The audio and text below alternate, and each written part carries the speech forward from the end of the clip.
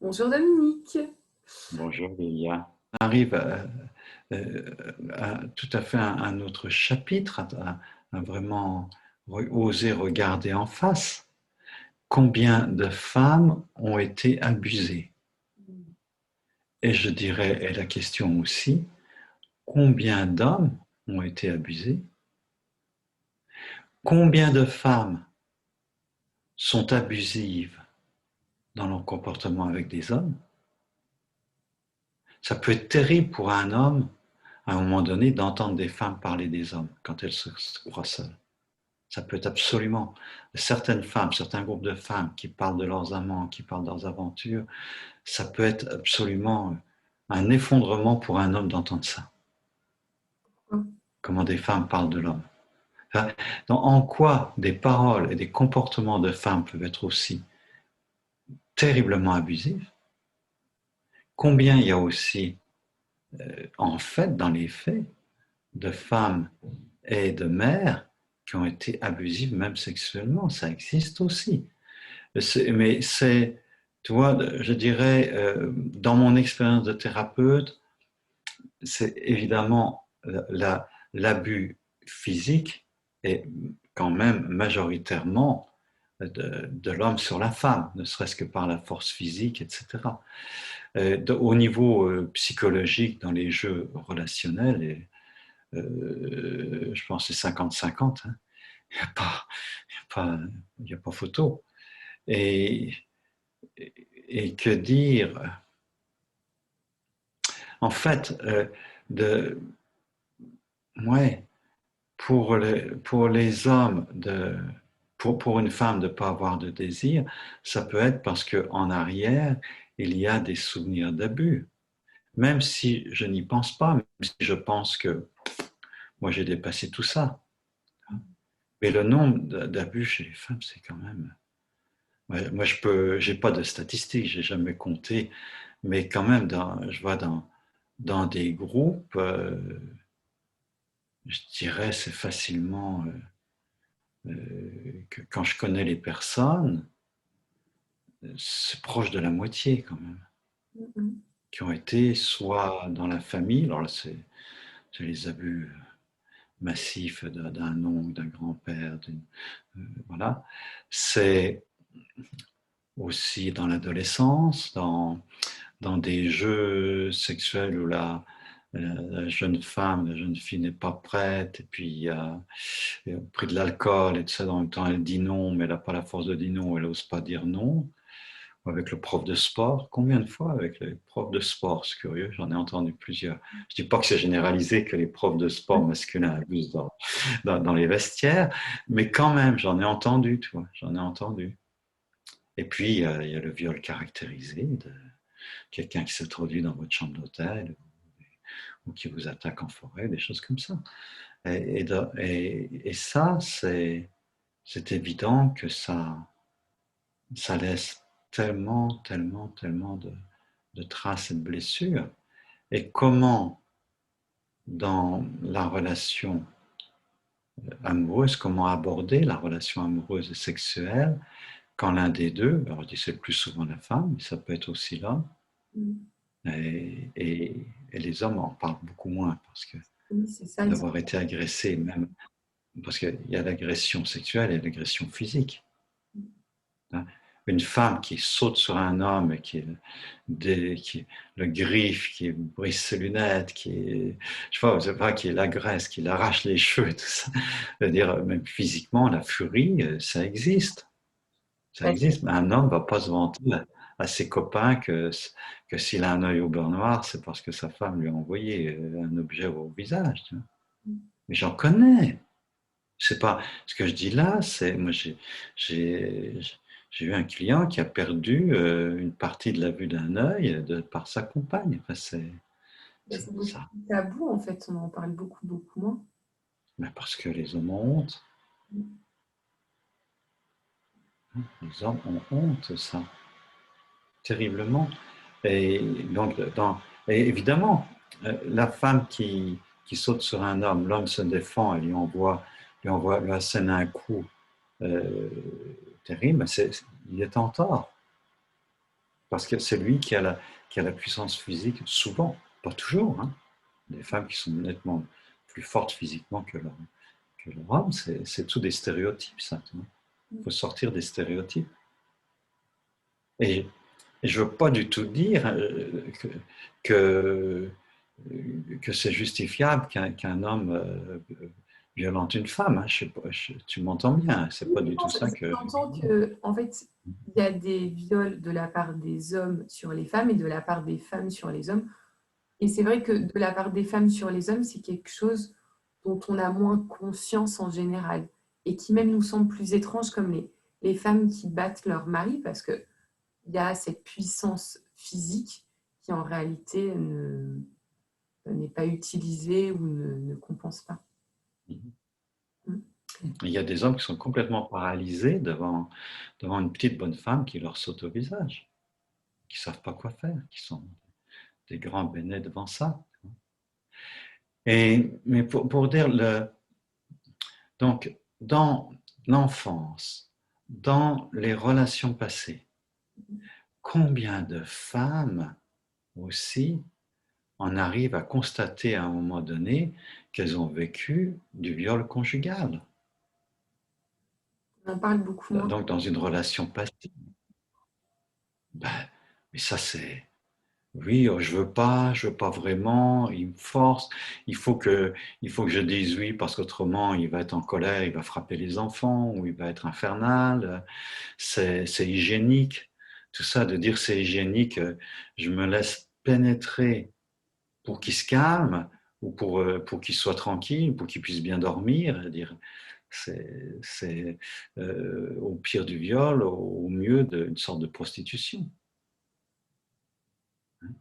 Et de faire l'amour dans le couple quand il n'y a pas pour la femme le désir, ben, c'est une forme de viol, même si la femme, enfin, ou de prostitution. Si la femme dit oui alors qu'elle ne veut pas vraiment, et parce qu'il y a des effets secondaires, parce qu'elle a des bénéfices à le faire. Hein. Je tiens mon homme en faisant l'amour. Voilà, comme ça, il n'ira pas voir ailleurs. Quelle horreur! Je ne sens rien. Puis il y a des femmes qui sentent rien à cause de tous ces abus, à cause même du conditionnement, enfin, de la façon dont les hommes se comportent, etc. Il y a des femmes qui, tout simplement, même l'éducation, il y a des femmes qui ont perdu tout contact avec le bas de leur corps, pas seulement avec le bas de leur corps, avec leur sensation au niveau de la poitrine. Quand même, les mamelons, c'est des zones les plus érogènes, tout autant que le clitoris ou que le vagin. Voilà. Et combien de femmes ont perdu le contact simplement avec même leur poitrine. Elles cachent leur poitrine, elles essayent de la rendre la plus serrée possible, à la limite, sur certaines femmes. Et Ou comment, bien provocante sans être consciente de ce qu'elle dégage et de ce qu'elle déclenche chez l'homme. et comment font les femmes pour aller au-delà de ça et comment fait un homme ou une femme face à quelqu'un qui a été abusé pour l'accompagner et lui permettre de vivre une vie sexuelle qui soit sereine et saine? Alors, beaucoup de temps, beaucoup de tendresse, beaucoup de patience. Je me rappelle dans un groupe où j'étais participant, où il y avait une femme, ils étaient en couple. Et il y a cette femme, à un moment donné, à travers la technique de régression enfin, émotionnelle qui était pratiquée dans le groupe, qui a rentré dans sa rage contre les hommes. Et il y a cet homme, son partenaire, je ne sais pas s'ils étaient mariés, mais en tout cas son partenaire, qui est resté là, avec la larme à l'œil, et qui était juste à acquiescer que l'expression de colère de cette femme, qui ne le frappait pas, hein, il avait se tapé sur des coussins, etc., mais beaucoup, beaucoup de patience, beaucoup, beaucoup de patience. Puis peut-être au bout de 3/4 d'heure de catharsis de cette femme qui peut tomber dans les bras de son homme et le remercier J'en ai encore la larme aux yeux, je les vois encore. Tu vois. Et, et la thérapeute, je me rappelle, très belle femme, très centrée, qui dit à cette femme-là, tu as de la chance d'être tombée sur un homme aussi généreux et qui peut comprendre ce que tu vis. Donc il y a l'acceptation profonde des sautes d'agressivité sans rentrer dans le jeu agressif. Alors, c'est tout, il y a toutes des techniques, des façons de faire, hein, mais de permettre déjà à la rage enfouie derrière l'abus de, de pouvoir se dégager, se ventiler. Tu vois. Et il y a des façons de faire l'amour, de s'aborder dans la sexualité, qui sont extrêmement guérissantes pour dégager le stress, les stress fondamentaux, les stress basiques qu'il y a dans nos organes sexuels, hommes ou femmes. Est-ce que tu peux nous en dire un peu plus parce que c'est pas très clair. Enfin, pour moi, c'est pas très clair. Ben, déjà, quand je fais l'amour, est-ce qu'il y a des émotions qui remontent? Oui, puisque ça peut arriver par exemple même de pleurer ou d'être triste pendant une relation. Ça peut arriver aussi d'être agressif. Oui, aussi, ouais. On le dit moins. Comment je fais l'amour, puis d'un coup, j'ai une saute de colère qui monte en moi.